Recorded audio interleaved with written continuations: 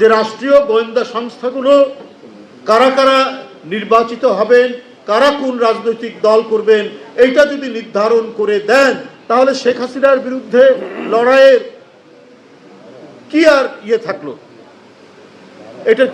এটার আর কি দাম থাকলো? এর তো আর কোনো দাম থাকলো না। শেখ হাসিনাও এই কাজ করেছে। উনি তৃণমূল থেকে জাতীয় পর্যায় পর্যন্ত গোয়েন্দা সংস্থা দিয়ে তিনি বিরোধী দলের লোকজনকে ধমক দিতেন, চেষ্টা করাতেন যে বিএনপি থেকে তাদেরকে যেন সরিয়ে দেওয়া যায়, তারা যেন আরেকটি রাজনৈতিক দল গঠন করতে পারে, তারা যেন বিএনপিকে ভাঙে। এই কাজটাই তো 16-17 বছর শেখ হাসিনা গোয়েন্দা সংস্থাগুলোকে দিয়ে করিয়েছেন। এখন আমরা আবার শুনছি যে গোয়েন্দা সংস্থার লোকরা নাকি একটি রাজনৈতিক দল গঠনের জন্য কাউকে কাউকে সমর্থন দেওয়ার জন্য বিভিন্ন জায়গায় তারা কাজ করছে। এই ঘটনা কিন্তু এদেশের মানুষ মেনে নেবে না। এই দেশে একটি প্রকৃত গণতান্ত্রিক পরিবেশ, যে মানুষ যে দলকে পছন্দ করে তাকে তারা ভোট দেবে, যে মানুষ যে রাজনৈতিক দল গঠন করতে চায় তারা সেইভাবে রাজনৈতিক দল গঠন করবে। এখানে কোনো নির্দেশনা, এখানে কোনো হুমকি, এখানে রাষ্ট্রের কোনো খবরদারি থাকবে না।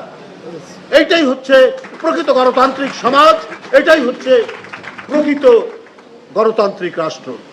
সেটা না করে আপনার মঈনুদ্দিন ফখরুদ্দিনের মতো, হোসেন মোহাম্মদ এরশাদের মতো এবং শেখ হাসিনার মতো একই কালচার, একই সংস্কৃতির যদি পুনরাবৃত্তি হয় তাহলে তো মানুষ মনে করবে আরেকটি ফ্যাসিবাদ তৈরির প্রচেষ্টা চলছে। এখানে অন্তর্বর্তীকালীন সরকার তারা জিনিসটাকে যাচাই বাছাই না করে হয় তারা এটি করেছেন, অথবা তাদের মনে যদি কোনো অসৎ উদ্দেশ্য থাকে যে আমরা আবারও মঈনুদ্দিন ফখরুদ্দিনরা যে প্রচেষ্টা নিয়েছেন যে বিএনপিকে ভাঙার, গণতান্ত্রিক শক্তিকে দুর্বল করার, সেই ধরনেরই আরেকটি ক্ষুদ্র প্রচেষ্টা অত্যন্ত ক্ষীণ আকারে এই সরকারের ভিতরে কাজ করছে কিনা, তাদের অন্তরের মধ্যে ক্রিয়াশীল আছে কিনা, এই নিয়ে জনমনে কিন্তু ব্যাপক সন্দেহ দেখা দিয়েছে।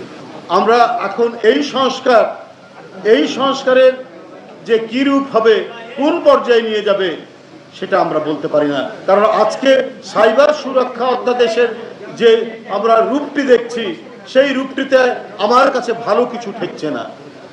আমার কাছে মনে হচ্ছে ডালের মধ্যে কিছু কালো পদার্থ রয়েছে বলে মনে হচ্ছে।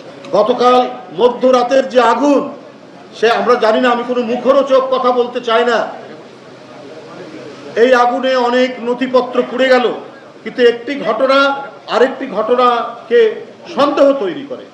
গতকালই আমরা সংবাদপত্রে দেখেছি যে একটি সরকার কয়েকটি গুরুত্বপূর্ণ নথি চেয়ে পাঠিয়েছে সরকারের পক্ষ থেকে। এই নথি চাওয়ার পরেই গতকাল গভীর রাতে এই আগুন, এটা জনমনে বিরাট